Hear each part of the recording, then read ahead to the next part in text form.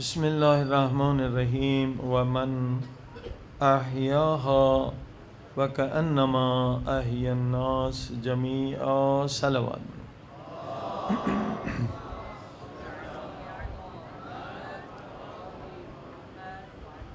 معزز سامعین، عنوان یہ ہے کہ اگر 3 موضوعات پر ہمارے مومنین ماہر ہو جائیں، مجتہد ہو جائیں، اسپیشلسٹ ہو جائیں، تو ہر مومن 50-100 لوگوں کو مومن بنا سکتے ہیں۔ کوئی مشکل کام نہیں ہے۔ آپ ہمارے علماء کو دیکھیں، اسماعیل دیوبندی صاحب یہ پہلے اہل سنت کے تھے۔ انہوں نے ماشاءاللہ زندگی میں کم سے کم 1 لاکھ لوگوں کو شیعہ بنایا مناظرے سے۔ ان کے سارے مناظروں کو اکٹھا کیا گیا ہے۔ وہ کتاب طالب علموں کو بھی پڑھنی چاہیے، عام لوگوں کو بھی، فتوحات شیعہ۔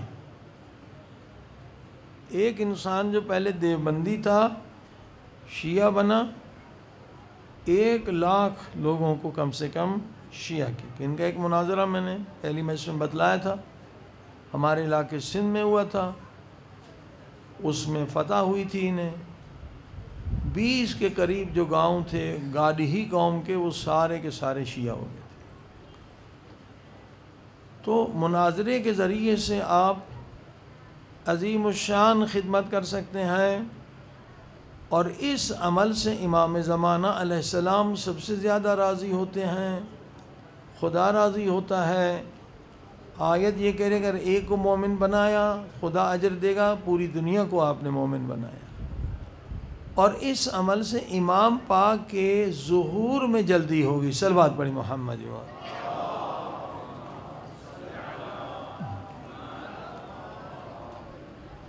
3 موضوع، ایک غدیر کا موضوع ہے، چلو اس پہ پھر بھی بحث کریں گے۔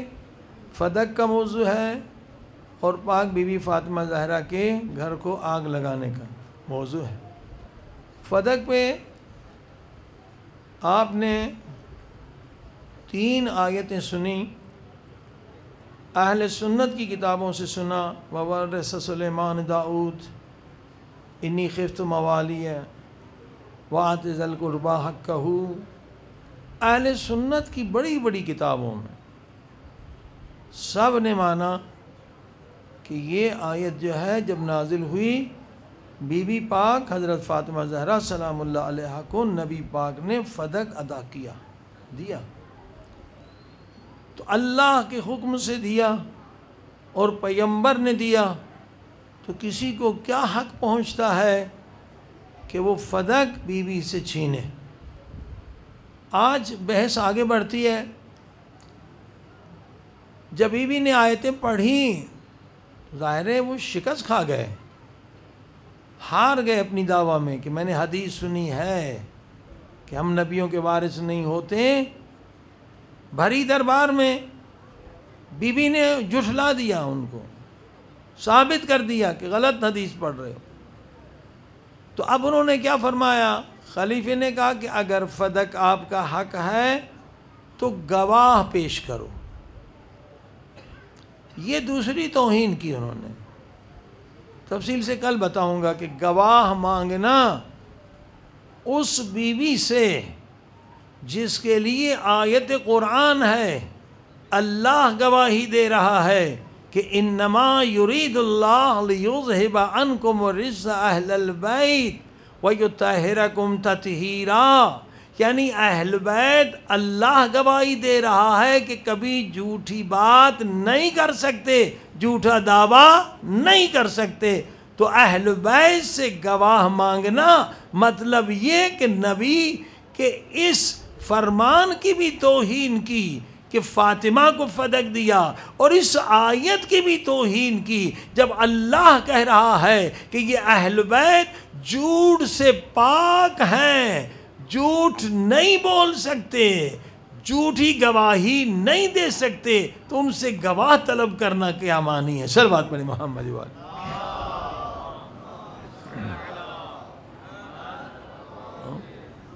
شرعاً اخلاقاً یہ ایک اور جرم ہوا کہ اس بیوی سے آپ گواہ مانگ رہے ہیں جس کی صداقت کی طہارت جو ہے وہ خود خدا دے رہا ہے۔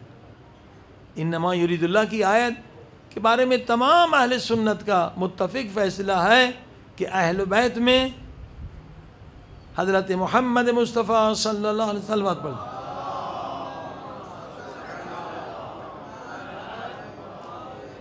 و علی مرتضی علیہ السلام، امام حسن علیہ السلام، امام حسین علیہ السلام، بی بی پاک فاطمہ زہرا سلام اللہ علیہ، پنجتن پاک۔ کسی نے انکار نہیں کیا کہ بی بی جو ہے اہل بیت میں شامل نہیں ہے۔ البتہ کچھ لوگوں نے جو ہے ازواج کو بھی اہل بیت میں شامل کرنے کی کوشش کی ہے، مگر خود اہل سنت کے علماء نے جواب دیا ہے کہ اہل بیت وہ ہیں جن پہ صدقہ حرام ہے۔ صلوات پڑھی محمد و آل محمد۔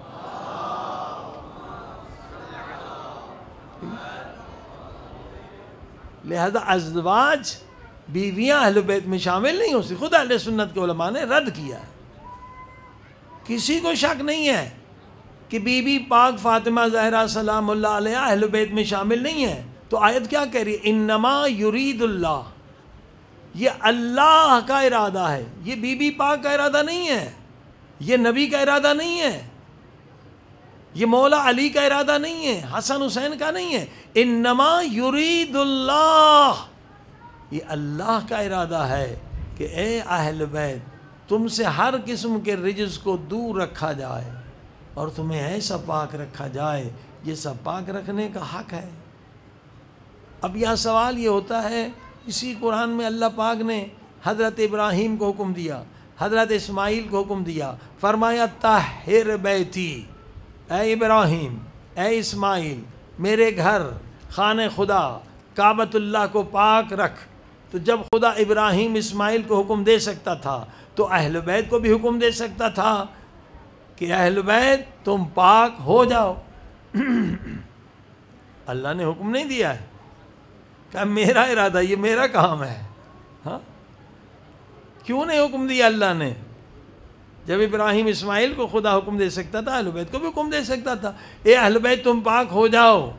اگر خدا حکم دیتا اے اہل بیت تم پاک ہو جاؤ تو شک کرنے والے کے پاس شک کرنے کی گنجائش رہ جاتی کہ اللہ نے تو حکم دیا، اہل بیت پاک ہوئے ہیں یا نہیں ہوئے ہمیں کیا پتہ۔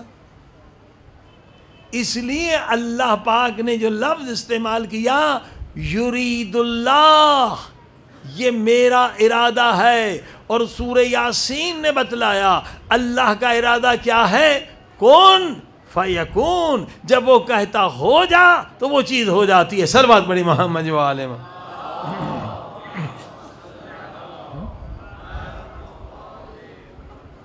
اب اگر کوئی کہتا ہے کہ فاطمہ زہرا سلام اللہ علیہا کا دعویٰ فدق غلط ہے، ہاں تو اس نے پاک بی بی کی صداقت پہ حملہ نہیں کیا، اس نے اللہ کے ارادے میں شک کیا۔ یعنی اللہ اپنے ارادے کو مکمل نہیں کر سکا۔ اگر بی بی نعوذ باللہ غلط دعویٰ کرے تو اس کا مقصد یہ ہے کہ بی بی پہ حملہ نہیں ہے، یہ توحید پر حملہ ہے، یہ اللہ کے ارادے پر حملہ ہے۔ اللہ فرما رہا ہے یہ میرا ارادہ ہے کہ اہل بیت سے ہر قسم کے رجس کو دور رکھا جائے۔ اب رجس کا لفظ دیکھ لیں قرآن مجید میں کہاں کہاں آیا ہے۔ رجس کا لفظ قرآن میں 10 مقامات پر آیا، 10 مقامات پر رجس کا لفظ۔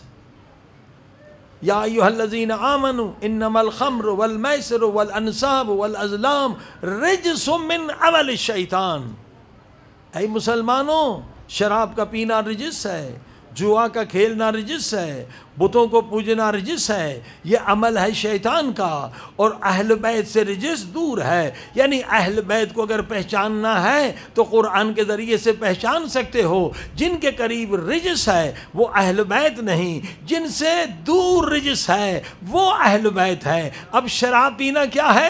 رجس ہے۔ بتوں کو پوجنا کیا ہے؟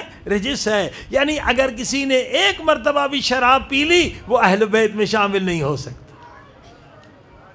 بتوں کو پوجنا رجس ہے، اگر کسی نے ایک مرتبہ کسی بت کو سجدہ کر لیا وہ اہل بیت میں شامل نہیں ہو سکتا۔ اہل بیت وہ ہیں جنہوں نے کبھی بتوں کو سجدہ نہ کیا ہو، اہل بیت وہ ہیں جس نے کبھی شراب نہ پی ہو۔ اللہ اکبر۔ دیکھیے تاریخ میں ایک بہت خوبصورت واقعہ آتا ہے، صلوات پڑھ دیں محمد و آل محمد۔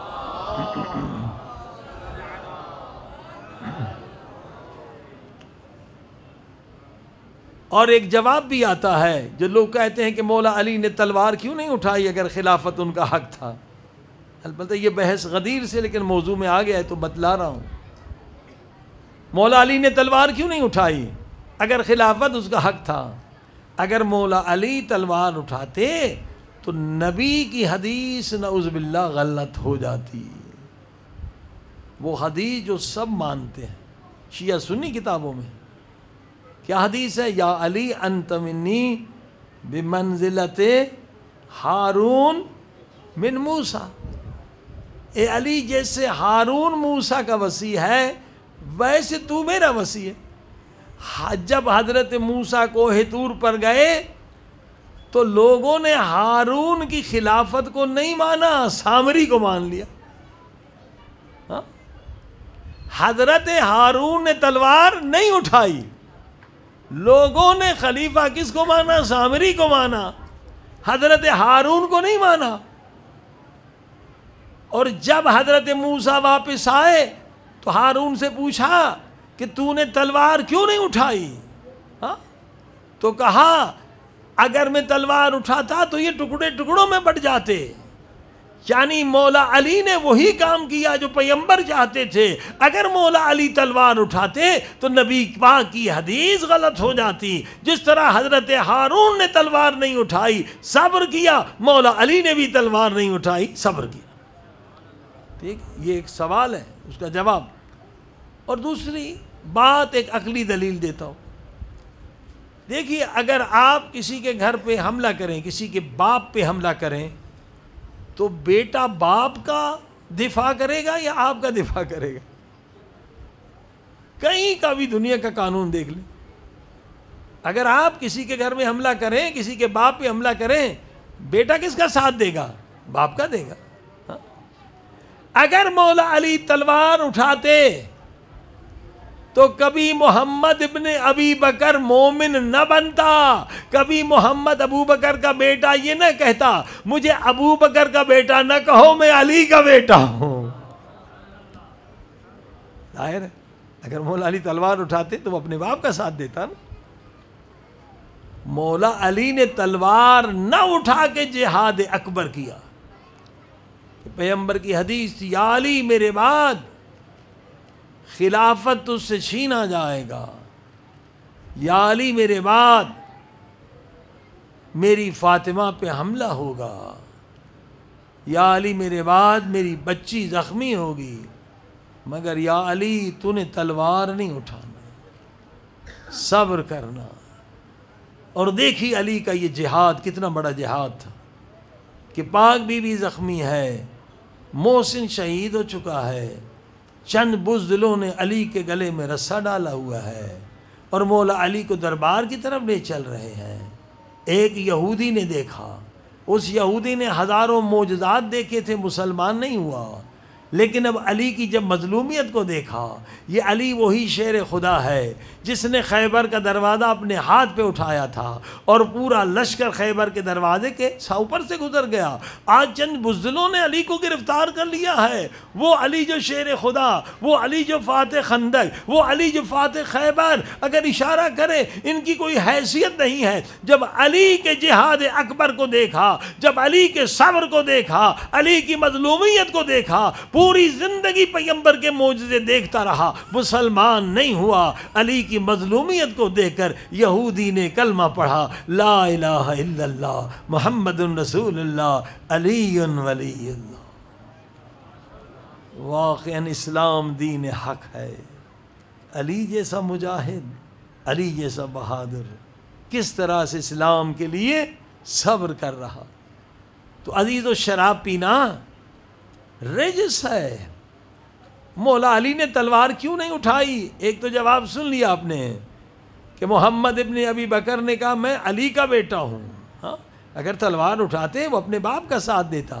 اب دوسرا مرحلہ دوسری خلافت کا آیا تو خلیفے کے بیٹے کو پکڑا گیا کہ اس نے شراب پی ہے۔ تو خلیفے نے حکم دیا چاہے میرا بیٹا کیوں نہ ہو، یہ عدالت مشہور ہے، کہتے ہیں بہت عادل تھے، چاہے میرا بیٹا کیوں نہ ہو اسے 80 کوڑے لگا دیے جائیں، کیونکہ اس نے گناہ کیا ہے، چاہے بادشاہ کا بیٹا ہو چاہے خلیفہ کا بیٹا ہو، اسے 80 کوڑے مارے جائیں گے۔ بھری دربار میں لوگوں نے کہا سبحان اللہ کتنا خلیفہ عادل ہے۔ لیکن اب آگے بات چلی تو سب خاموش ہو گئے۔ خلیفے کے بیٹے نے، شرابی نے کہا مجھے منظور ہے، اللہ کا حکم ہے، رسول کا حکم ہے، قرآن کا حکم ہے، ہاں مجھے کوڑے لگاؤ، مگر میری شرط ہے مجھے کوڑے وہ لگائے جس نے خود کبھی شراب نہ پی ہو۔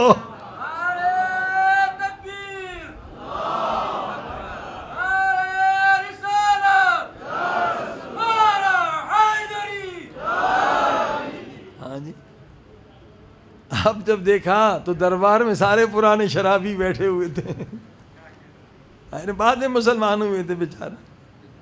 کہا مجھے منظور ہے، مجھے کوڑے لگاؤ، مگر مجھے وہ کوڑے لگا سکتا ہے۔ ہاں، چور چور کا ہاتھ کاٹے تو یہ عدل کہاں ہے؟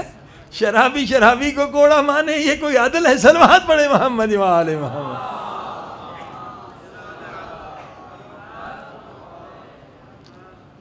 جب اس نے یہ اعلان کیا تو خلیفے کو کہنا پڑا لولا علی، اگر علی نہ ہوتے تو آج ہم ہلاک ہو جاتے۔ مولا علی کو لے کر آؤ۔ مولا علی ہی وہ ہیں جس نے کبھی شراب نہیں پی ہے۔ ہاں، یہ کہہ رہا ہے مجھے کوڑے لگاؤ مگر وہ لگائے جس نے خود کبھی شراب نہ پی ہو۔ اب مولا نے آ کے پوچھا اے شرابی تو نے شراب کیوں پی ہے؟ عجیب جواب دیا کہ مولا علی میں نے نفس کو خوش کرنے کے لیے شراب نہیں پی ہے، میں نے لذت کو حاصل کرنے کے لیے شراب نہیں پی ہے، میں نے حق کو ظاہر کرنے کے لیے شراب پی ہے۔ لوگ اور حیران ہو گئے، شراب پی حق کو ظاہر کرنے کے لیے، یہ کیا بات کر رہا ہے؟ کہ مولا میں نے نفس کے خاطر شراب نہیں پیا ہے، اور شراب اتنی بھی نہیں پی کہ مدہوش ہو گیا ہوں، لذت کے لیے شراب نہیں پی ہے، میں نے حق کو ظاہر کرنے کے لیے شراب پی ہے۔ مولا علی نے کہا تیرے شراب پینے کا حق کو ظاہر کرنے سے کیا تعلق ہے؟ شرابی نے کہا مولا میں دنیا کو بتانا چاہتا ہوں کہ جو شرابی کو سزا دینے کے لائق نہیں وہ نبی کے منبر کے لائق کیسے بن گیا؟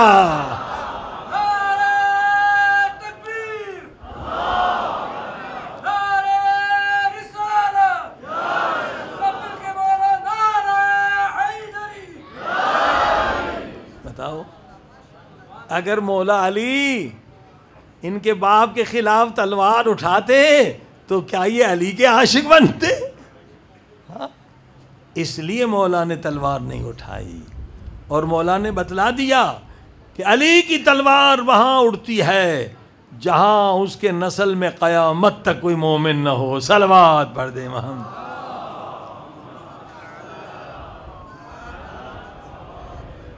بس عزیزو، جب انسان برباد ہوتا ہے حب دنیا کی وجہ سے، حب دنیا کی وجہ سے، اس وقت جنہوں نے مولا علی کا حق کھایا، خلافت چھینی، کیا انہوں نے مزے اٹھائے ہوں گے دنیا کی؟ آج ایک عام انسان ان سے زیادہ زندگی اچھی گزارتا ہے۔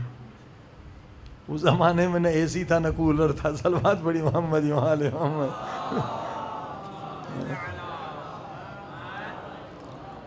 نہیں اتنے امکانات تھے زندگی کے، ہاں مگر شیطان نے دھوکہ دیا. شیطان نے دھوکہ دیا. وہ کہتے ہیں علی کے پاس جاتے ہو کس لیے؟ کہ علم حاصل کرنے کے لیے. ہاں ادھر حاکم شام کے پاس کیوں جاتے ہو؟ کہتے ہیں اچھا کھانا کھانے کے لیے. صلوات پڑھیں محمد والے.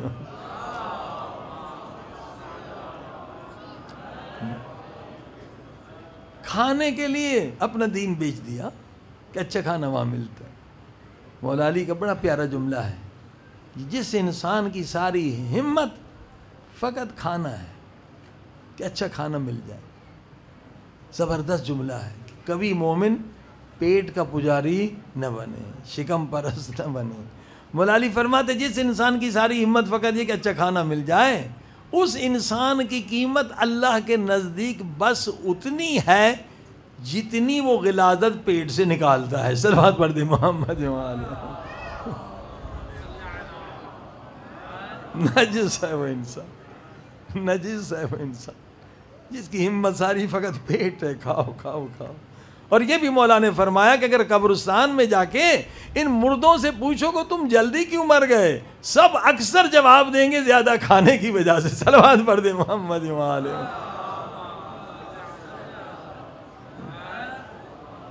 یہ دنیا کے لیے لوگوں نے اپنے جہنم بنایا. کتنی زندگی تھی، 5-6 سال حاکم رہے اور ابدی جہنم حاصل. آج بھی یہی لوگ کر رہے ہیں. حب دنیا، فرمایا دنیا کی محبت نجاست ہے. خدا فرماتا ہے جس کے دل میں یہ نجاست ہوگی کبھی میں اس کے دل میں اپنی محبت کا نور نہیں ڈالوں گا. صلوات پڑھیں محمد والے.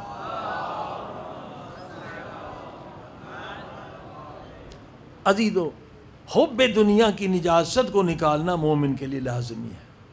جب تک یہ نجاست ہے ہم امام زمانہ کی زیارت نہیں کر سکتے. زیارت تب ہوگی جب اس نجاست کو ہم نکال دیں. حب دنیا عقلی طرح سے پہلے نکالیں. میں نے کہا کہ پیسہ پوری دنیا کا بھی مل جائے آپ کی ذات کا حصہ نہیں ہو سکتا. ایک واقعہ بڑا اچھا ہے، معجزہ بھی ہے. سرکار امام حسن مجتبیٰ کا. صلوات پڑھ دیں محمد والے.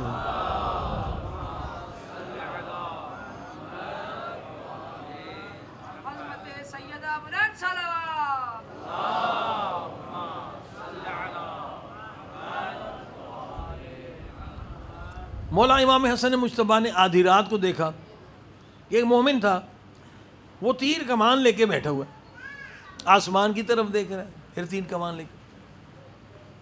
ستارہ شناس تھا، تیر پھینکنا چاہتا تھا تو مولا نے پیچھے سے آگے اس کے بازو پکڑ لی. یہ چیخنے لگا مولا چھوڑے مولا چھوڑے مولا چھوڑے مولا چھوڑے. کیوں چھوڑوں؟ کہ مولا یہ 100 سال کے بعد یہ دونوں ستارے آپس میں ملتے ہیں. اب اگر میں تیر پھینکوں گا اس دیوار سے کہوں گا سونے کی ہو جائے، یہ سونے کی ہو جائے گی، میں کروڑ پتی بن جاؤں گا. صلوات پڑھ دے محمد.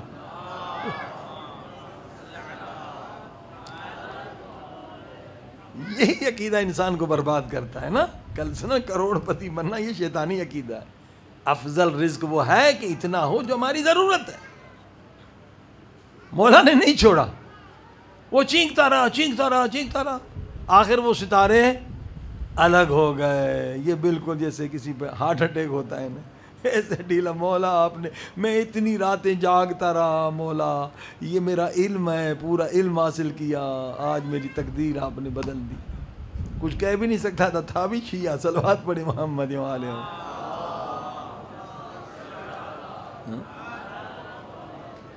مولا شیعوں کے دلوں کو پاک کرنا چاہتے. مولا نے کہا مجھے دے تیر کمان. مولا نے تیر کمان کھینچا. جیسے تیر کمان کھینچنے لگے دونوں ستارے آپس میں ملنے لگے، یہاں تک کہ دونوں مل گئے. چیخا مولا پھینک دے پھینک دے. مولا نے پھر ہاتھ ڈھیلے کر دیے. صلوات بڑی مانگا.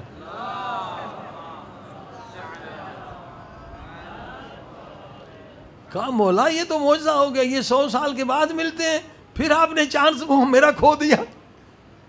یہ مل گئے تھے، آپ نے پھر اس کو ڈھیلا کر. مولا نے کہا اب بھی یہ نہیں سمجھا. پھر مولا نے پھینکا، جیسے تیر کمان کھینچا پھر وہ ستارے ملنے لگے. پھر چیخا مولا پھینک دو تیر پھینک دو.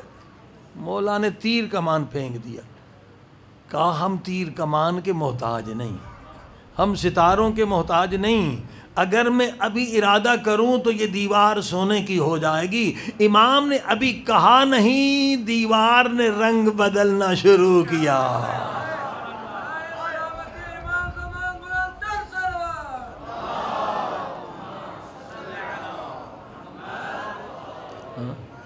امام نے کہا دیوار میں نے تجھے حکم نہیں دیا ہے، میں اس کی ہدایت کر رہا ہوں۔ مولانا کہ پوری دیوار اگر سونے کی ہو جائے تو کیا تیرے جسم کا حصہ بنے گی؟ تیری ذات کا حصہ بنے گی؟ دولت الگ ہے، تیرا بدن الگ ہے، تیری ذات الگ ہے، اور مرنے کے بعد ایک ذرہ بھی تیری قبر میں نہیں جائے گا۔ تو اسے دولت سمجھ رہا ہے؟ ارے دولت وہ ہے جو موت کے بعد بھی تجھ سے جدا نہ ہو۔ وہ کیا ہے؟ وہ ایمان ہے، وہ عمل صالح ہے، وہ تقوی ہے، وہ غریبوں کی مدد ہے، ہاں وہ تبلیغ اسلام ہے۔ تو اسے دولت سمجھ رہا ہے؟ یہ دولت نہیں ہے، یہ شیطان کا دھوکہ ہے، یہ وہم ہے، یہ وہمی لذت ہے کہ میں ملٹی ملینئر ہوں، کروڑ پتی ہوں، کچھ بھی فرق نہیں پڑتا۔ تیری ذات کا حصہ یہ دولت کبھی نہیں بن سکتی۔ صلوات پڑھیں محمد و آلہ۔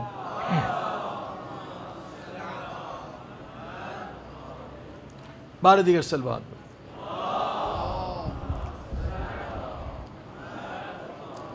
لہٰذا اہل بیت نے پوری کوشش کی ہے کہ اہل بیت کے ماننے والوں کے دل سے یہ نجاست نکل جائے۔ دنیا کی محبت نجاست ہے، اس سے پاک ہونا واجب ہے۔ یہ نجاست ہے، انسان کو شمر بنا سکتی ہے۔ لہٰذا ایک دن اصحاب نے آ کے شکایت کی رسول خدا سے۔ صلوات پڑھ دیں محمد و آل محمد۔ تھوڑا سا ادھر آ جائیں، لوگ بیچارے وہاں کھڑے ہیں، گرمی بھی ہے، تھوڑا سا ادھر جگہ ہے، صلوات پڑھ کے تھوڑا آہستہ سے آ جائیں، تھوڑا ہمت کریں، صلوات پڑھ کے آ جائیں آگے۔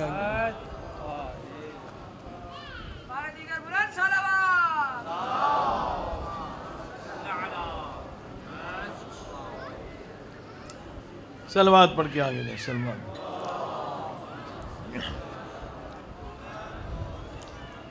اہل بیت نے پوری کوشش کی ہے کہ ہمارے مومن کے دل سے یہ نجاست نکل جائے، دنیا کی محبت نجاست۔ لہٰذا صاحب نے ایک مرتبہ کہا، رسول خدا سے شکایت کی، اللہ کے رسول ہم نمازی ہیں پھر بھی فقیر ہیں، ہم روزے دار ہیں پھر بھی فقیر ہیں، ہم جہاد کرتے ہیں پھر بھی ہمارے پاس دولت کم ہے، حج پہ جاتے ہیں پھر بھی دولت کم ہے، مگر آپ دیکھیں یہودیوں کے ان کے پاس کتنا پیسہ ہے، عیسائیوں کے پاس اتنا پیسہ ہے، کافروں کے پاس اتنا پیسہ ہے، اگر ہم اللہ کے نیک بندے تو اللہ ہمیں زیادہ پیسہ کیوں نہیں دے رہا ہے؟ صلوات پڑھی محمد و آل محمد۔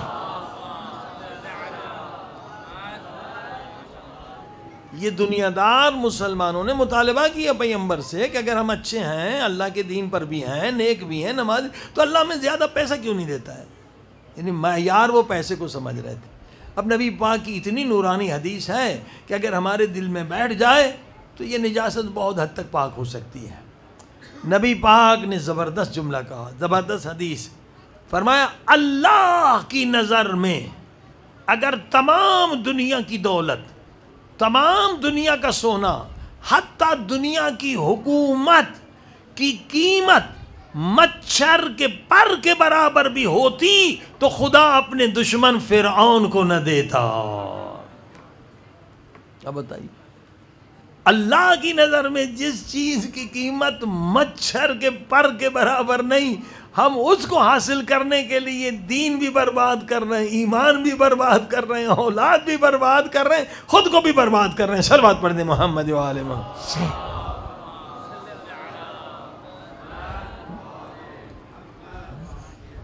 اس کی قیمت ہی نہیں اللہ کے نزدیک۔ یہ قبر میں تمہارے ساتھ نہیں ہوگی، کیونکہ معرفت النفس جب نہ ہو تو انسان عاشق دنیا بنتا ہے۔ جب معرفت نفس آ جائے تو انسان ان فانی محبتوں سے آزاد ہو جاتا ہے، اس محبت کو حاصل کرتا ہے، اس سرمایہ کو حاصل کرتا ہے جو سرمایہ کبھی انسان سے جدا نہ ہو۔ صلوات پڑھیں محمد و آل محمد۔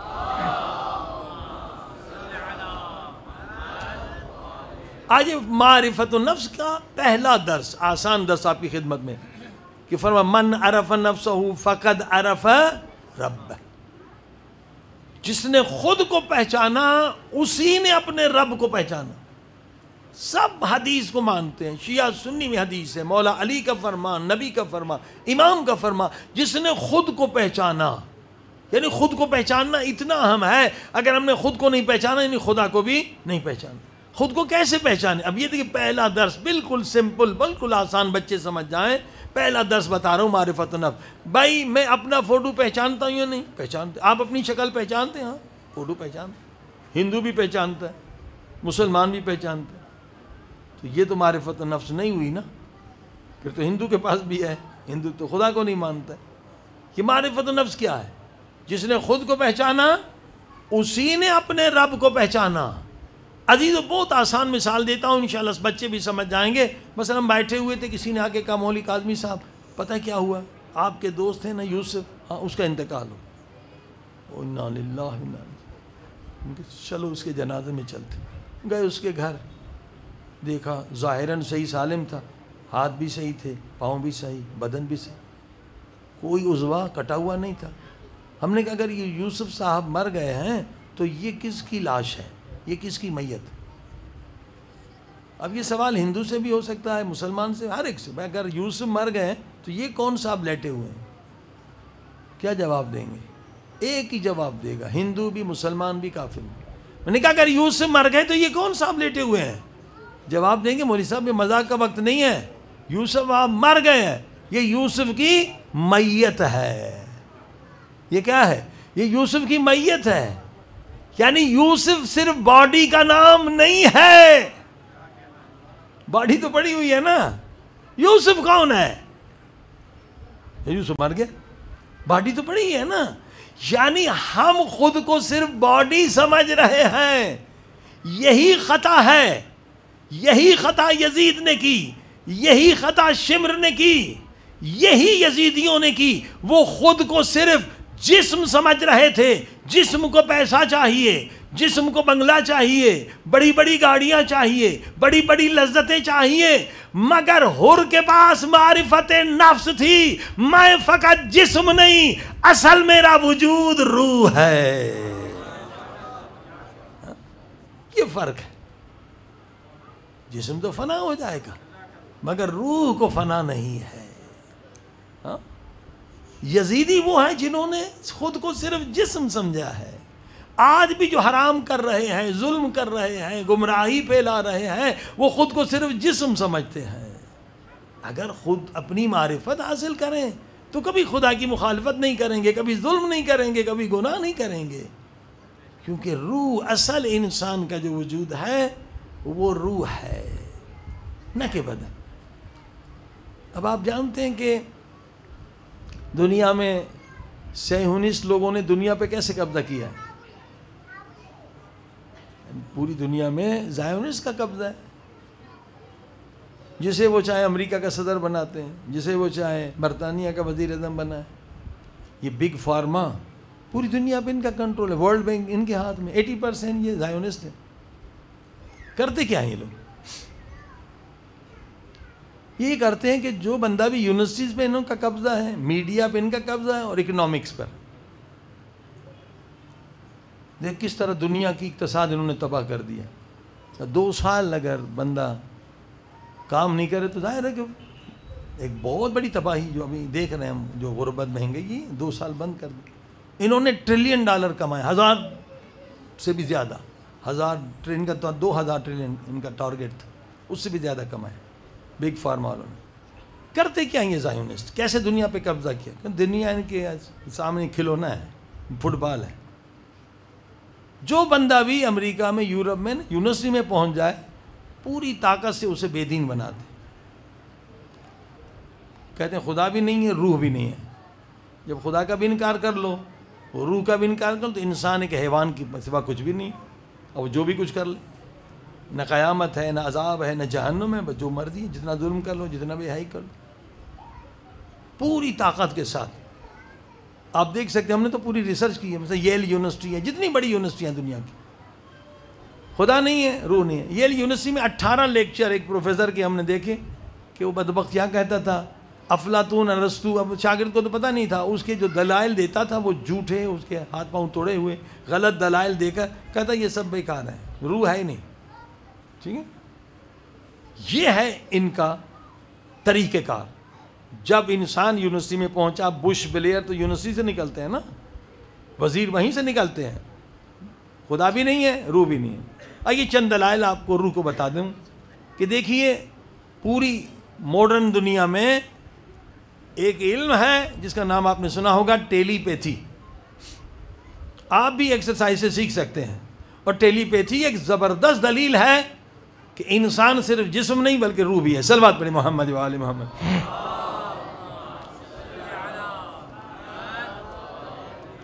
یہ علم کیسے سیکھتے ہیں؟ مثلا آپ دوسرے کمرے میں بیٹھ جائیں، میں اس کمرے میں بیٹھا ہوں، ہم آپس میں رابطہ کریں گے.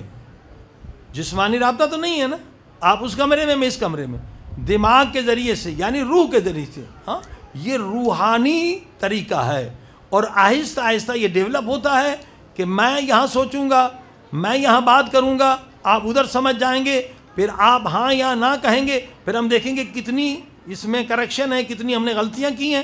اس کی بہت ساری ایکسرسائز ہے. آہستہ آہستہ یہ ڈیولپ ہو جاتی ہے. پھر میں اگر انگلینڈ میں چلا جاؤں، آپ یہاں پر ہوں، تو میں آپ سے رابطہ کر سکتا ہوں بغیر موبائل کے. اس سے کوئی انکار نہیں کرتا. ٹیلی پیتھی ایک علم ہے. ہاں اگر انسان صرف جسم ہے تو پھر ٹیلی پیتھی کیسے ہے؟ جسم تو یہاں پڑا ہوا ہے نا، اور وہ وہاں پر ہے. 1000 میل دور بھی ہوں تو روح کے اندر طاقت ہے کہ آپ آپس میں رابطہ قائم کر سکتے ہیں. یہ سب سے بڑی دلیل ہے علمی لحاظ سے. اور دوسری دلیل سچے خواب ہے. ہر انسان سچا خواب دیکھتا ہے. جیسے حضرت یوسف کے زمانے میں بادشاہ نے سچا خواب دیکھا تھا. اور یہ بھی یاد رکھیں کہ سچا خواب اللہ کی نعمت ہے. آنے والے خطرات سے آپ کو خبردار کیا جاتا ہے، خطرہ ہے. کیونکہ علم تھا حضرت یوسف کے پاس، مصر کو بچا لیا، ورنہ لاکھوں لوگ مر جاتے بھوک سے. خواب اللہ کی نعمت ہے. اللہ پاک آنے والے خطروں سے آپ کو آگاہ کرتا ہے، یہ مصیبت آنے والی ہے، تیار ہو جاؤ. مگر سچے خواب وہی دیکھتے ہیں جو سچ بولتے ہیں. اگر آپ نے ایک مرتبہ جھوٹ بولا تو جھوٹے خواب دیکھیں گے. صلوات پڑھی محمد و آل.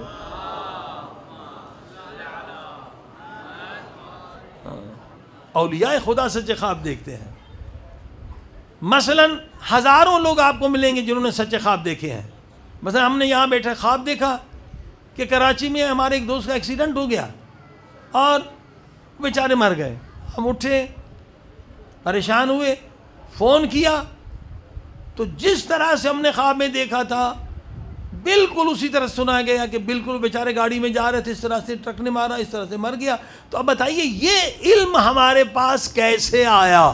ہم تو یہاں بیٹھے ہوئے ہیں، حادثہ کراچی میں ہوا. یعنی یہ روح کے اندر طاقت ہے کہ ہماری روح چند سیکنڈوں میں لاکھوں میل کا سفر کر سکتی ہے. یہ روح کے اندر طاقت. اور دوسرا دلیل مرحومین کا خواب میں آنا. صلوات پڑھی محمد و آل محمد.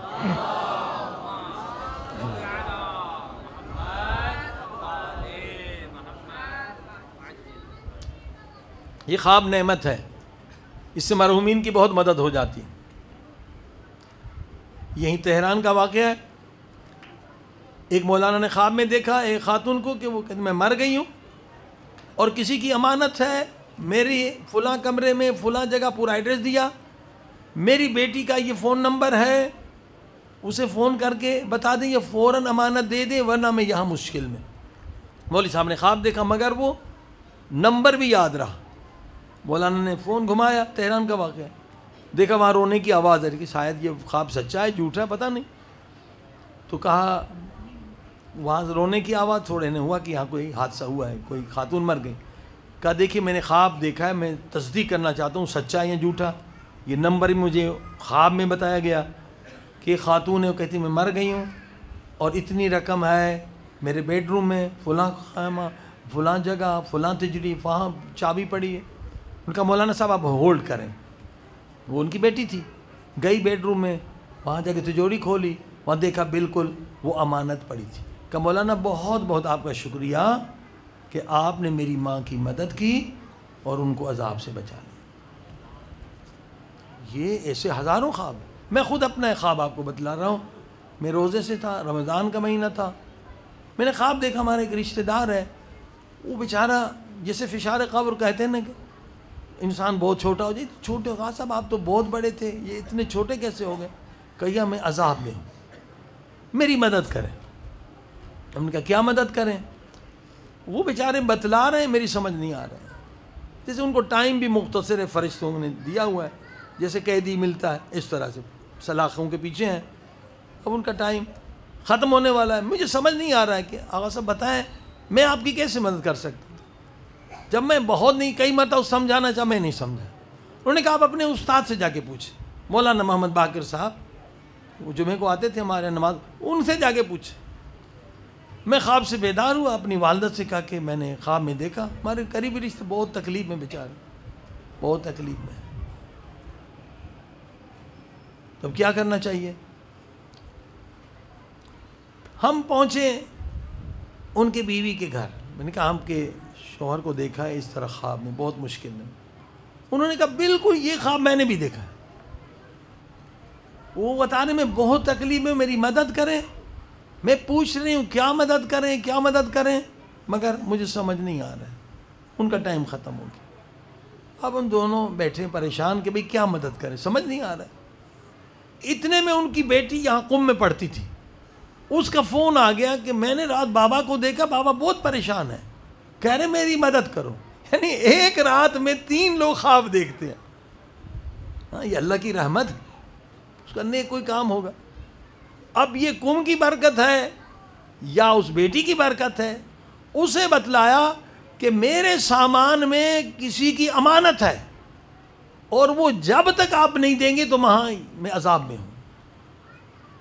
اب جب بیٹی نے سمجھا، بتلایا، ہم نے ان کا سامان چھاننا پینا شروع کر دیا، تو دیکھا تو وہ کسی کی پاس بک ایگریکلچر پاکستان میں بنتا، اس پہ قرضہ ورضہ ملتا ہے، وہ مختار کار کے آفس میں کام کرتے تھے، تو وہ اس کا ایک پاس بک تھا کسی آدمی کا، کہ وہ اس کے لیے بہت اہم تھا۔ ہم نے کہا اور تو کوئی امانت نہیں ہے، سامان میں پاس بک۔ ابھی وہ پاس بک جو ہے نکلا تھا ایگریکلچر، تو دروازہ کسی نے کھٹکھٹایا، تو دروازہ کھولا تو وہی آدمی تھا جس کا پاس بک تھا۔ صلوات پڑھی محمد ایمان۔ دیکھیں، اللہ پاک اگر کسی کی مدد کرنا چاہتا ہے تو ایسے مدد کرنا چاہتا ہے تاکہ وہ عذاب سے نکلے، تو لہذا روح سے انکار نہیں کر سکتے ہیں۔ 1834 میں تقریباً انگلینڈ میں تجربہ کیا گیا کہ مرحومین سے ہم رابطہ کر سکتے ہیں۔ اسلام میں تو شروع سے ہے، مگر یہ علم منع کیا گیا ہے۔ ہر ایک کے بس کی بات نہیں ہے، نقصان بھی ہو سکتا ہے۔ علامہ طباطبائی، محمد حسین طباطبائی صاحب تفسیر اہل میزان کے بھائی حسن طباطبائی یہ علم جانتے تھے، کہتے تھے بزرگ علماء کو ہم ان کے ذریعے سے ان کو بلاتے تھے۔ شیخ انصاری کو بلایا کہ یہ آپ کا مسئلہ میں آپ کی کتاب میں سمجھ میں نہیں آیا۔ بہت سارے علماء کو ہم بلاتے تھے، مگر فرمایا 2 علماء کو بلانے کی طاقت ہم میں نہیں تھی، بہت سارے علماء کو، ایک مقدس اردبیلی اور ایک سید ابن طاؤس۔ جب بھی ہم نے فرشتوں کے ذریعے سے کوشش کی کہ ان 2 علماء سے رابطہ کریں، تو فرشتوں نے کہا ہماری طاقت نہیں، کیونکہ ایک مولا علی کے دائیں طرف ہے، دوسرا مولا علی کے بائیں طرف۔ یہ بڑی ہستیاں، مقدس اردبیلی خبر مولا علی کے حرم میں، سید ابن طاؤس۔ تو یہ علم تو شروع سے ہمارے پاس ہے، لیکن انگریزوں نے بھی یہ کوشش کی اور اس میں کامیاب ہوئے۔ 1834 سے یہ علم وجود میں آیا۔ پروفیسر حسن صاحب ہمارے دوست ہیں، اکثر شاہ خراسان میں مجلس پڑھتے ہیں، کافی سینئر ہیں۔ انہوں نے کہا میں امریکہ میں گیا، تو امریکہ میں نے ایڈورٹائزمنٹ دیکھی کہ آپ اپنے مرحومین سے رابطہ کر سکتے ہیں، اتنے ہم فیس لیتے ہیں۔ تو مجھے بھی شوق ہوا، میں نے دیکھا یہ سچ ہے یا جھوٹ؟ تو میں نے کہا بھئی میرے مرحوم دادا تھے، نانا جو بھی تھے، میں ان سے رابطہ کرنا چاہتا ہوں۔ تو کہا بالکل 100%۔ میں نے دیکھا تو میں نے پوچھا بھئی اگر آپ میرے دادا ہیں، میں اس کی روح ہیں، تو یہ بتائیے، ساری نشانیاں انہوں نے بتائی۔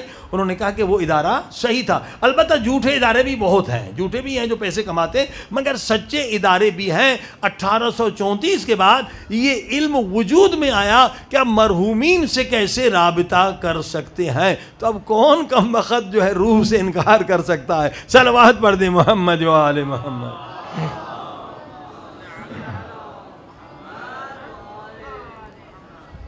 زائونسٹ کا مقصد یہ ہے کہ ان کو بے دین بنا دے۔ عیسائی اگر دیندار رہے گا تو کبھی برداشت نہیں کرے گا کہ کوئی یہودی اس پر حکومت کرے۔ ہاں، آسٹریلیا کا صدر جو ہے 10 سال تھا، وہ یہودی تھا، پتہ نہیں چلا اس کسی کو کوئی یہودی ہے، جب اترا تو بعد میں پتہ چلا یہودی ہے۔ جی ہاں، یہ اتنے ہوشیار ہیں۔ انگلینڈ میں الیکشن ہوتی ہے تو دو پارٹیاں میں جو کینڈیڈیٹ ہیں وہ دونوں یہودی ہیں. اگر یہ مذہبی ہوتے عیسائی تو ان کا تو یہ عقیدہ کہہ رہا ہے کہ حضرت عیسیٰ کے قاتل کون ہیں؟ یہودی ہیں. تو اگر مذہبی ہوتے تو برداشت کرتے ہیں؟ ہرگز نہیں کرتے. تو یہودیوں کا کام، البتہ یہودی اچھے بھی ہیں برے بھی ہیں. مثلا یوم القدس کے جلوس میں یہودی ہمارا ساتھ دیتے ہیں، اسرائیل کے خلاف ہے، تعداد ان کی کم ہے مگر ہیں خصوصاً ان کے اچھے علماء. مگر جو زائونسٹ ہیں وہ خطرناک ہیں. یہ زائونسٹ یا سیہونسٹ ہیں جو دنیا کو بے دین بنا رہے ہیں، کیونکہ ان کے مذہب میں اجازت نہیں ہے کسی کو یہودی بنائیں. یہ تو اچھا ہے کہ اللہ نے ان کے عقل کو تالا لگایا ہوا ہے. اگر یہ اجازت ہوتی ساری دنیا کو یہودی بنا دیتے. صلوات پڑھ دے محمد. ان کے مذہب میں اجازت نہیں. جیسے آغا خانی کسی کو آغا خانی نہیں بناتے، ان کے مذہب میں بھی منع ہے. یہ بھی اسی طرح سے. تو ان کا کام یہ ہوتا ہے کہ ان کو بے دین بناؤ، ان کو شہوت پرست بناؤ، ان کو نفس پرست بناؤ، ان کو حیوان بناؤ. جتنے دنیا کے بڑے بڑے فتنے ان کے پیچھے آپ دیکھیں زائونسٹ ہیں. مارس کون تھا؟ یہ زائونسٹ تھا. ہاں، ڈارون کون تھا؟ یہ زائونسٹ تھا. ڈارون جس نے پوری دنیا کو بے دین کیا، ایک جھوٹی بات سے کہ انسان بندر کی اولاد ہے. ہاں، یعنی قرآن کے بھی خلاف، تورات کے بھی. انسان بندر سے بنا ہے. ہاں؟ جب جین کا علم وجود میں آیا، جین کہ انسان کی جین کبھی حیوان کی جین میں نہیں بدل سکتی، حیوان کی جین کبھی انسان کی جین میں نہیں بدل سکتی. یہ ٹوٹل تھیوری بکواس تھی، مگر اس بکواس نے پیسے کے زور پہ لاکھوں لوگوں کو بے دین بنا دیا. اب ثابت ہو چکا ہے کہ بندر کی جین کبھی بدل کے انسان کی جین نہیں ہو سکتی. مگر اب بھی دنیا کی یونیورسٹیوں میں پیسے کے زور پر اب بھی ڈارون کی تھیوری پڑھائی جاتی ہے. صلوات پڑھ دیں محمد و آلہ.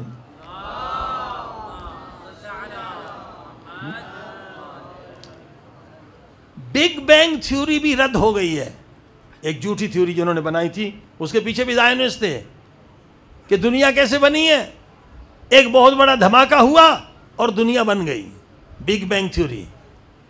اس وقت جو ناسا میں بڑی بڑی دوربینیں آئی ہیں، انہوں نے سیاروں کو دیکھا یہ ٹوٹل بے دین بنانے کی تھیوری تھی. بگ بینگ تھیوری ٹوٹل جھوٹ ہے. اب ثابت ہوا ریسنٹلی. کیوں؟ انہوں نے دیکھا کہ سیاروں کو، ہم نے دیکھا کہ سیارے اگر ٹکراتے تو نشانیاں ہوتی ٹکرانے کی نا. سیارے صحیح سالم ہیں، کوئی سیارہ آپس میں ٹکرا کے زمین نہیں بنی ہے. صلوات پڑھ دیں محمد والے.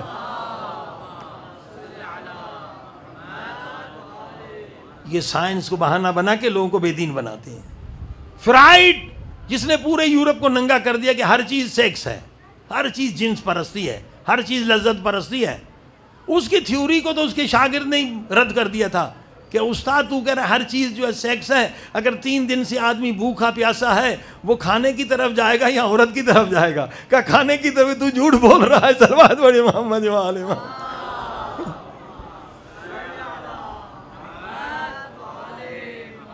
ان کے پاس پیسہ ہے، پیسے کے زور پہ پورے یورپ کو ننگا کر دیا ہے. ہاں، سب کو بے غیرت کر دیا. پہلے حجاب تھا وہاں پر. ہم آسٹریا گئے، انہوں نے جگہ دکھائی کہ آغا صاحب یہاں پر جو کوئین تھی یہاں کی تقریر کرتی تھی، اور یہاں کی کوئین پردہ لگا کے تقریر کرتی تھی، حجاب ان کے یہاں بھی تھا. یہ فرائڈ بدبخت نے سب کو ننگا کر دیا. فرمائے یہ کون تھے؟ سارے زائونسٹ ہیں. اس وقت جو بگ فارما نے پوری دنیا کو تباہ کی، یہ کون ہے؟ یہ زائونسٹ ہے عزیزو. اور جو ایجنٹ ہیں وہ پیسے کی وجہ سے بے دین بن رہا ہے. حب دنیا راس کل خطیہ. یہ آج کے فرعون ہے، پیسے کی وجہ سے لاکھوں انسانوں کو مار رہے ہیں. کتنا قتل عام ہوا، کتنے لوگ شہید ہوئے. شام میں کیا تھا؟ پیٹرول نکلا تھا وہاں. ابھی تک امریکہ وہاں پر قابض. پیسے کے لیے، دنیا کے لیے یہ جنگیں لڑی جا رہی ہیں تاکہ پیسہ ملے. اسی لیے فرما حب دنیا جو ہے راس کل خطیہ. سارے ظلم پیسے کی لالچ کی وجہ سے، ساری برائیاں پیسے کی لالچ کی وجہ سے، ساری بے غیرتیاں پیسے کی لالچ. ساری عورت اپنی عزت بیچتی ہے پیسے کی وجہ سے. انسان اپنی شرافت بیچتا ہے پیسے کی وجہ سے. انسان اپنا ایمان بیچتا ہے پیسے کی. پیسے کی نجاست وہ ہے جو ہزاروں انبیاء کے قاتل بننے کا سبب ہے. امام حسین قتل کا سبب بھی پیسہ ہے، سارے یزیدی پیسہ لے کر آئے تھے. تو کبھی بھی مولا حسین کے ماننے والے کے دل میں پیسے کی محبت نہ ہو. پیسہ نجاست. ہمارے ایک عالم گزرے ہیں نجف میں، وہ پیسے کو ہاتھ نہیں لگاتے تھے، چمٹا ہوا رکھا ہوتا تھا، خمس دینا ہوتا تھا چمٹے سے. کیونکہ عربوں کو سکھانا تھا عراقیوں کو، کہ عراقیوں کو وہ جو ابھی تک عادت پڑی ہوئی ہے وہ پیسے کو چومتے ہیں. ہم جو نیا وہاں انقلاب آیا، صدام کا خاتمہ، تو ہم گئے زیارت پر، تو ہم نے اس کو امام خمینی کا نوٹ دیا 1000 تومان، تو اس نے چوما، تو ہم نے سمجھا امام خمینی کو چوما ہوگا.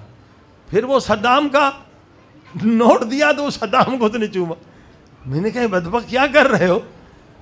ہاں ہمارے ہاں تو یہ ہندوستان کی پیسہ ہاتھ کی میل ہے، کمائی. ان کے یہ فکر یہ کہ پیسے کو چومتے ہیں، یہ پرانی معاویہ کی سنت ہے، پیسے کے پجاری. تو یہ ہمارے عالم دین نے چمٹا رکھا ہوا تھا کہ پیسے کو ہاتھ نہیں لگاتے تھے، یوں اٹھا کے بیچتے تھے. اور ان کا واقعہ، اس مرجع کا واقعہ انگلینڈ کی تاریخ میں موجود ہے. اس زمانے میں انگلینڈ کی حکومت تھی، یہ بہت سننے کا ہے. انگریزوں نے نواب ادہم کے جو بادشاہ سے قرض لیا تھا، پتہ نہیں کتنے کروڑ، اور اس کے بعد وہ قرض واپس جب دینے کے لیے آئے تو نوابوں کا ایک دماغ پھرا ہوا ہوتا ہے، تھے مومن شیعہ تھے. اس نے کہا میں یہ واپس نہیں لوں گا، ہم نے دے دیا تو دے دیا. وزیر نے کہا آغا صاحب اتنی بڑی رقم ہے کہ لاکھوں غریبوں کو ہم مدد کر سکتے ہیں، وہ مسلمان تو نہیں ہے، آپ کافروں کو دے رہے ہیں. کہا تو پھر یوں کرو، میری عزت کے خلاف ہے کہ میں انگریز سے یہ پھر ہمارے مجتہد کو نجف میں دے دیں. یعنی اس زمانے کے 2 کروڑ یعنی آج کے 2-3 ارب، پتہ نہیں کتنے ٹریلین حساب کریں.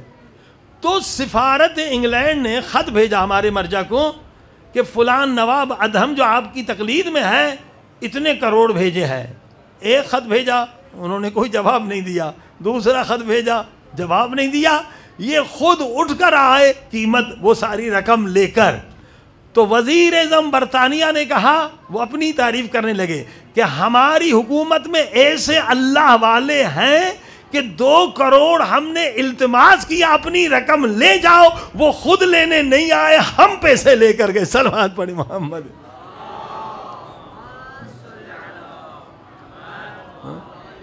پیسہ نجاست ہے عزیز، اگر اس کی محبت ہو تو نجاست. اب لوگ کہیں گے بھئی پیسے کے بغیر گزارا بھی نہیں. بالکل صحیح ہے، گزارا بھی نہیں ہے. تو پھر معاملہ کیسے ہو، ہمارا عقیدہ کیا ہو؟ دیکھو پیسہ کیا ہے، یہ دریا کے پانی کی طرح ہے. آپ کا دل کیا ہے، یہ کشتی کی طرح ہے. اب جتنا پیسہ کماؤ بری بات نہیں ہے، پیسہ کمانا برا نہیں ہے، پیسے کی محبت بری ہے. یہ دریا کا پانی ہے، جتنا سیر کرو. آپ ہیں کشتی، آپ کا دل ہے کشتی، پیسہ ہے دریا، جتنا سیر کرو جتنا کماؤ. لیکن اگر دریا کا پانی کشتی میں آ گیا تو کشتی ڈوب جائے گی.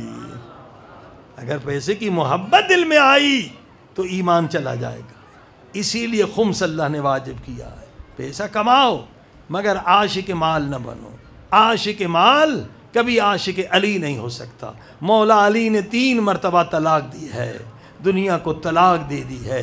ہم بھی علی کے ماننے والے ہیں، ہم بھی پیسے کو طلاق دے دیں، دنیا کی محبت کو طلاق دے دیں، پھر خدا کی محبت آئے گی، پھر امام زمانہ کی محبت. صلوات پڑھیں محمد وآل. عزیزوں، پیسے کی محبت عقل کے خلاف، عقل کے خلاف.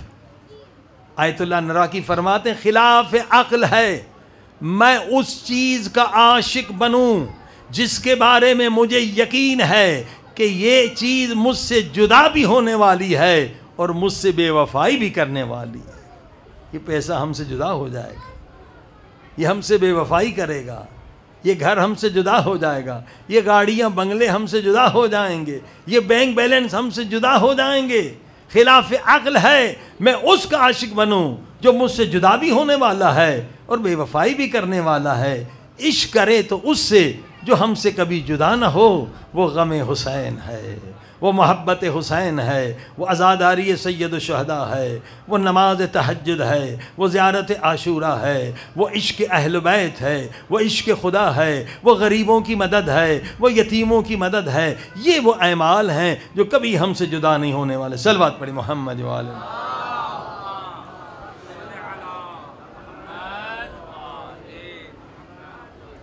آخری حدیث حب دنیا کو ختم کرنے کے لیے پیارے پاک نبی صلی اللہ علیہ وسلم کے ساتھ اصحاب تھے، دریا کے کنارے تھے، پیغمبر خدا نے ہاتھ پانی میں ڈالا، پھر پانی سے ہاتھ نکالا، پر میرے صحابیوں دیکھو یہ چند قطرات میرے ہاتھ پہ لگ گئے ہیں، بالکل لگ گئے قبلہ، کیا کہنا چاہتے ہیں؟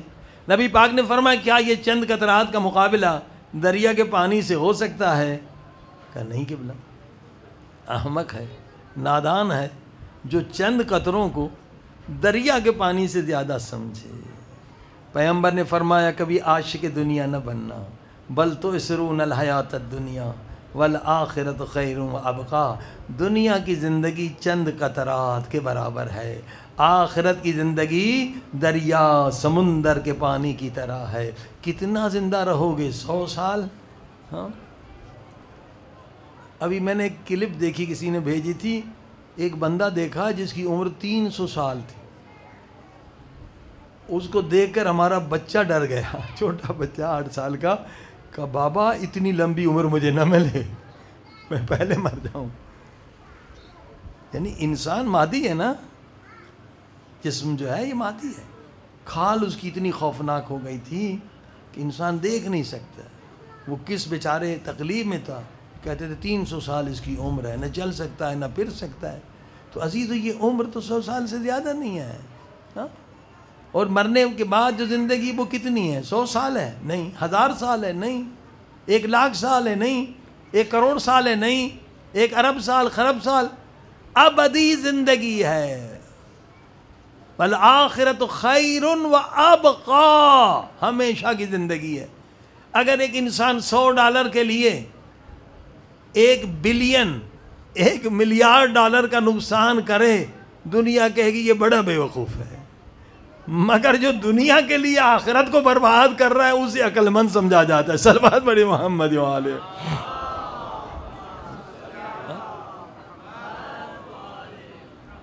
معصوم سے پوچھا سب سے زیادہ عقل مند ترین شخص کون ہے؟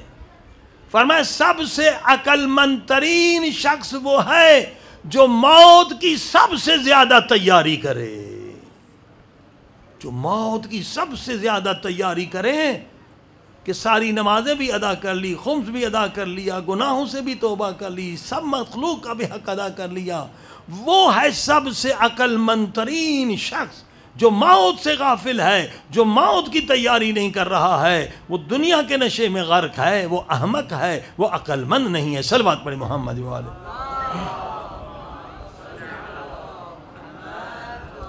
آئیے ان دعاؤں میں گریہ کریں کہ خدا ہماری عقل کو کامل کر دے۔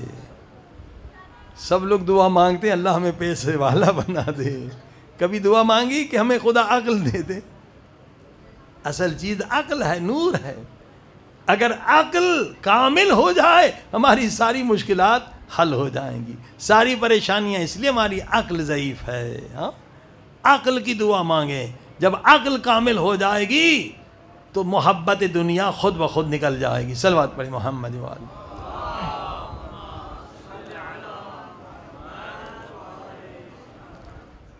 اللہم صل علی محمد وآل محمد وعجل فرجهم، اللہم صل علی محمد وآل محمد وعجل فرجهم، سب مل کے اللہم صل علی محمد وآل محمد وعجل فرجهم۔ 10 مرتبہ مل کے کہیں یا اللہ یا اللہ یا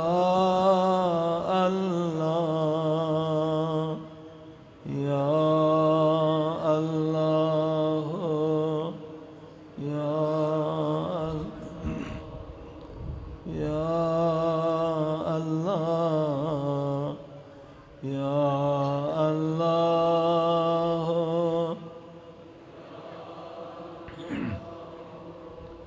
یا اللہ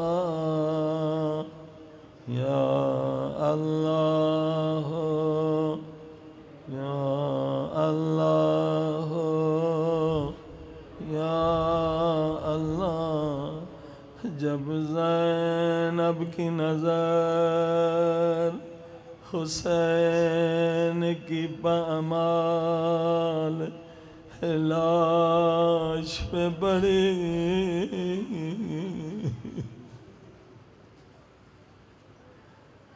دعا کریں کوئی بہن بھائی کی پامال لاش نہ دیکھے دلوں کو لے جائیے کرب و بلا میں نے عرض کیا جب زینب کی نظر حسین کی پامال لاش پہ پڑی آسماں کی طرف نگاہیں بلند کی اور یہ فریاد کی او میرے اللہ میرا حسین ایسا تو نہ تھا میرا حسین ایسا تو نہ تھا حسین نبی کے نواسے ہیں حسین زہرا کے فرزند حسین کا جسم اس قابل تو نہ تھا کہ اس پہ گھوڑے دوڑائے جائیں آج زینب کی طرح فریاد کریں سب مل کے کہیں یا اللہ یا اللہ یا اللہ یا اللہ یا مجیب دعوت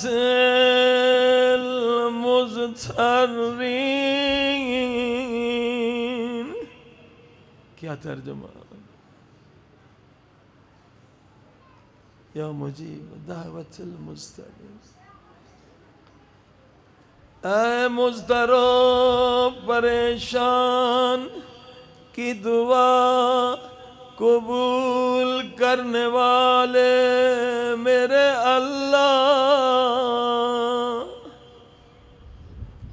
یہ سنیں گے کس کی دعا ہے یہ امام باقر علیہ السلام کی دعا ہے جن کی عمر کربلا میں 5 برس تھی کبھی 5 برس کا کوئی قیدی دیکھا آپ نے عزیز مولا حسین بھی مظلوم ہیں مگر مولا حسین نے بچپن میں بڑی خوشیاں دیکھی ہیں بچپن میں نانا کے کاندھے کے سوار تھے بچپن میں جنت کے طرف سے لباس آیا بابا کے زمانے میں خوشیاں دیکھی آئے مگر امام باقر وہ امام ہے جس نے نہ بچپن میں خوشیاں دیکھی بچپن میں شام غریبہ دیکھی بچپن میں خیموں کو جلتے ہوئے دیکھا اے بچپن میں زینب کو تازیاں لگتے ہوئے دیکھا بچپن میں سکینہ کو تماچے لگتے ہوئے دیکھا، وہ مظلوم امام جس نے 11 محرم کو ننھی سی لاشیں اٹھائی،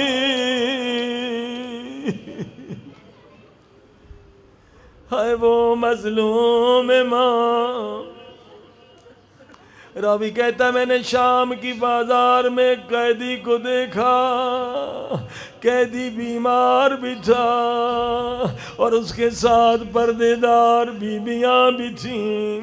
میں نزدیک گیا قیدی کی مدد کروں، میں نے ایسا درد بھرا منظر دیکھا، میرا دل تڑپ گیا، میرے آنکھوں میں آنسو آ گئے۔ میں نے کیا دیکھا؟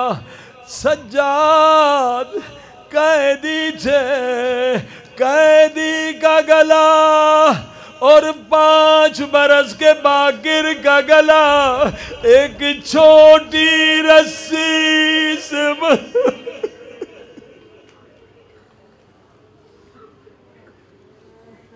قیدی جب کمر سیدھی کرنا چاہتے تھے، باقر کی آواز آتی تھی، بابا رسی چھوٹی ہے، بابا میرا گلا گھٹ رہا ہے، بابا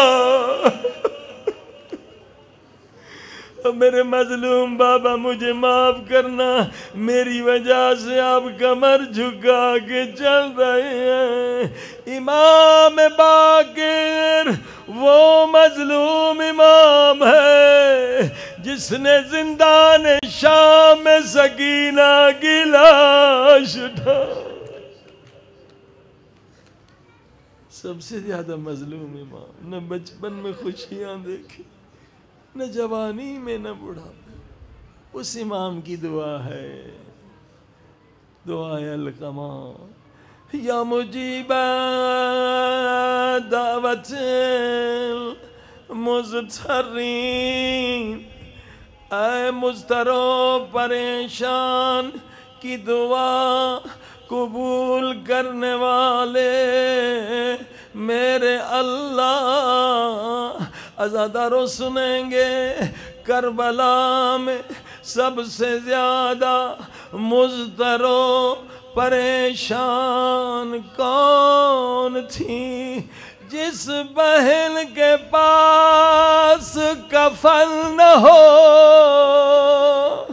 اور بھائی کی لاش پامال ہو، اس زینب سے بڑھ کر پریشان کون ہوگا؟ اب آئیے، آنکھوں میں آنسو آ گئے، دعا کی قبولیت کا وقت۔ اے میرے اللہ، تجھے زینب کی پریشانیوں کا واسطہ، اس مجلس میں اگر کوئی پریشان حال ہے، اگر کوئی بیمار ہے، اگر کوئی حاجت مند ہے، میرے اللہ اس کی حاجت کو پورا کر دیں۔ سب مل کے یا غیاث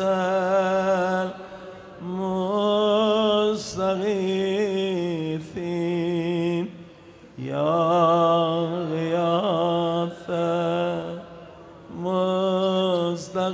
مستغیثین، یا غیاث،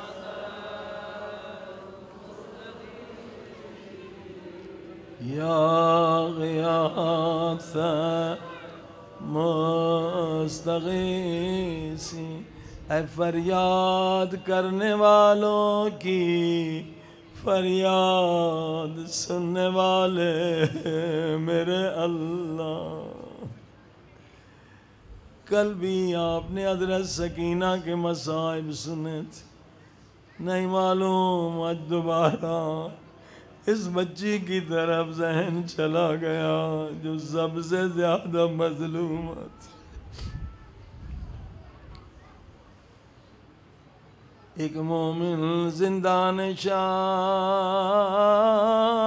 کے قریب سے گزرا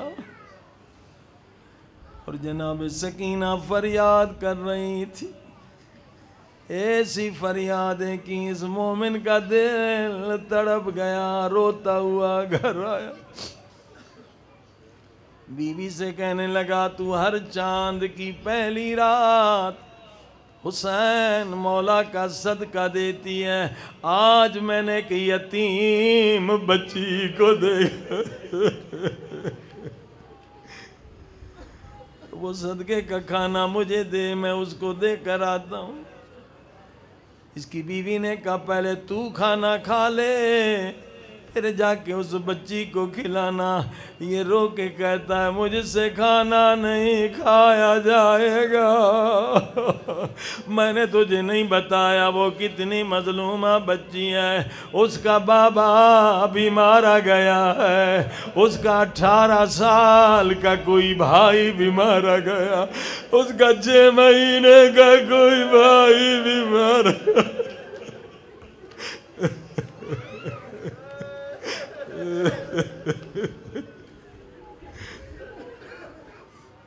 وہ ایسے بیان کرتی ہے، وہ بہن میرے ذہن میں گونج رہی ہے، اس کا کوئی چچا بھی مارا گیا ہے، وہ کبھی بیان کرتی ہے چچا جان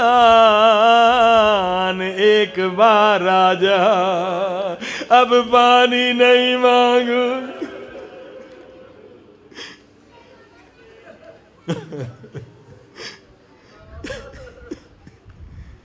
یہ مومنہ کہتی ہے پھر میں بھی کھانا نہیں کھاتی، مولا حسین کا فرمان ہے او مظلوم کی مدد میں دیر نہ کرنا۔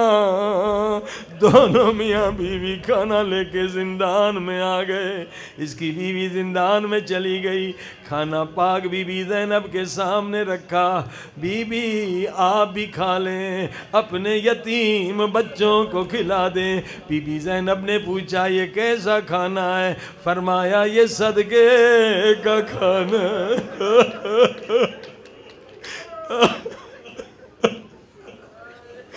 اہل بیت پہ ایسا وقت آ گیا، لوگ صدقے کا کھانا دے رہے ہیں۔ بی بی زینب نے فرمایا ہم صدقے کا کھانا نہیں کھاتے۔ یہ مومنہ کہنے لگی قیدی بی بی نہ گھبرا، یہ کسی معمولی انسان کا صدقہ نہیں، یہ کائنات کے امام میرے مولا آقا امام حسین کا صدقہ ہے۔ حسین کا نام سننا تھا، جتنے یتیم بچے بیٹھے تھے سب رو کے کہنے لگے یا حسین، سب مل کے کہیں یا حسین یا حسین۔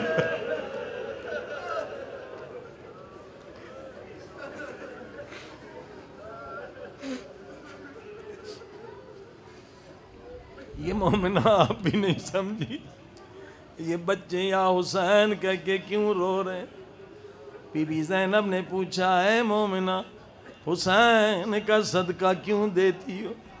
کہنے لگی قیدی بی بی پہلے ہم کوفے میں رہتے تھے، اللہ نے میری ماں کو 10 بیٹے دیے تھے، میری ماں کی خواہش تھی اللہ مجھے بیٹی دے، میری ماں یہ خواہش لے کر ثانی زہرا حضرت زینب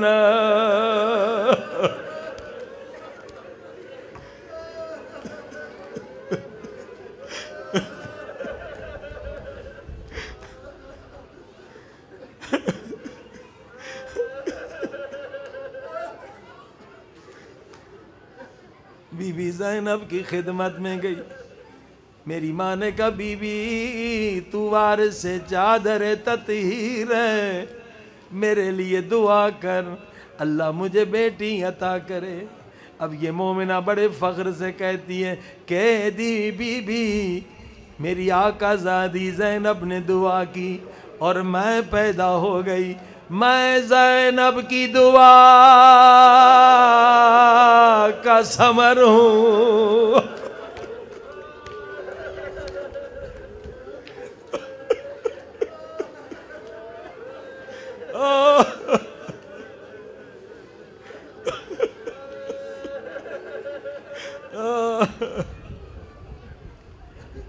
میں زینب کی دعا کا ثمر، پھر میں بیمار رہنے لگی. میری ماں دوبارہ مجھے بی بی زینب کے خدمت میں لے گئی. تب میری آقا زادی نے میری ماں سے کہا ہر چاند کی پہلی رات میرے حسین کا صدقہ دیا کرو، تیری بچی بیمار نہیں رہے گی. میری ماں جب تک زندہ رہی صدقہ دیتی رہی، مرتے وقت مجھے وصیت کر کے مری. یہ میری آقا زینب کی وصیت ہے. عزیزو جیسے آپ قصہ سن بھی رہے ہیں، رو بھی رہے ہیں، زینب سن بھی رہی تھی، رو بھی رہی.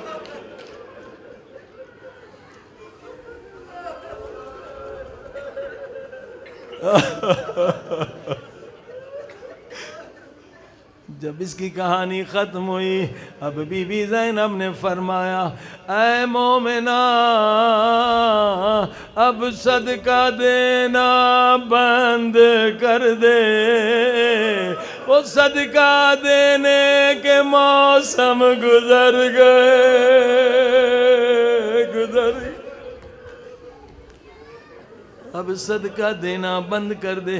بس اتنا سننا تھا. یہ مومنہ جلال میں آ گئی، کہنے لگی قیدی بی بی اگر کھانا نہیں کھاتی ہو تو مت کھا، مگر میرے مولا حسین کو بددعا نہ دے.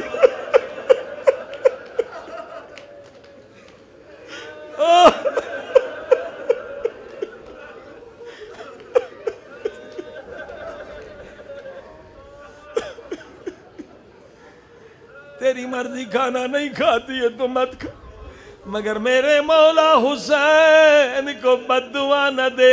اللہ میرے حسین کو علی اکبر کے ساتھ آباد رکھے، اللہ میرے حسین کو عباس کے ساتھ خوش رکھے. بس دار و عجب نہیں، عباس کا نام سننا تھا. ایک 4 برس کی بچی او تڑپ کے اٹھی، کہاں ہے میرے چچا عباس؟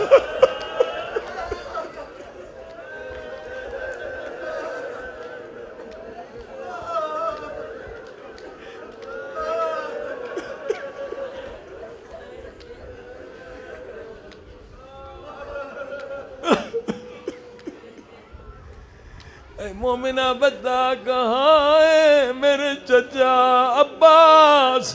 یہ جملہ سن کر مومنہ گھبرا گئی، کہنے لگی قیدی بی بی یہ بچی کون ہے؟ اس بچی کا عباس سے کیا تعلق ہے؟ بی بی زینب نے فرمایا یہ حسین کی بیٹی ہے، عباس کی بھتیجی ہے. یہ سننا تھا. مومنہ کی زمین نکل گئی. اگر یہ بچی جس کے منہ پہ تماچا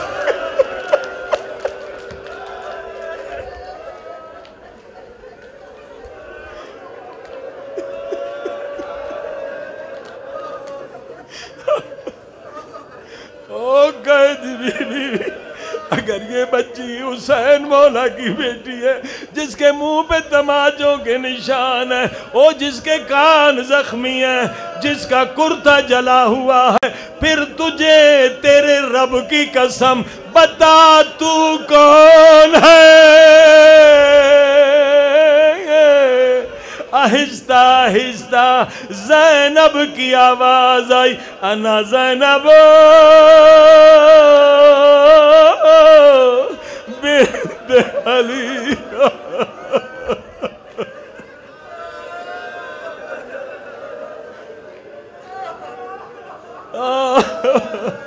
انا زینب بنت علی. فرمایا بی بی اگر تو زینب ہے عباس کدھر ہے؟ حسین مولا کدھر ہے؟ جس بہن کے 18 بھائی وہ کھلے سر زندہ میں گئے.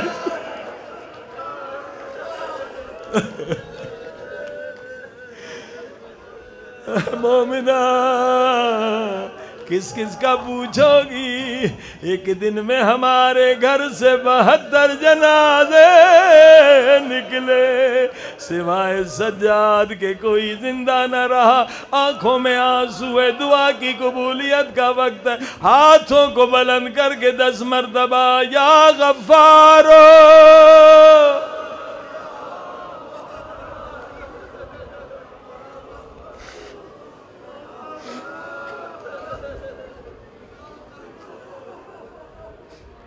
عزیزو، یہ بخشش کے مہینہ اگر حسین کی مجلس میں نہ بخشے گئے کب بخشے جائیں گے؟ اے خدا ہمارے گناہوں کو نہ دے، تجھے زینب کی مظلومیت کا واسطہ، تجھے سکینہ کی یتیمی کا واسطہ، میرے اللہ ہمیں ایسا بنا دے جیسے امام زمانہ چاہتے ہیں۔ ہمارے دلوں سے دنیا کی محبت کی نجاست کو نکال دے، اپنی محبت کا نور دے، اہل بیت کی محبت کا نور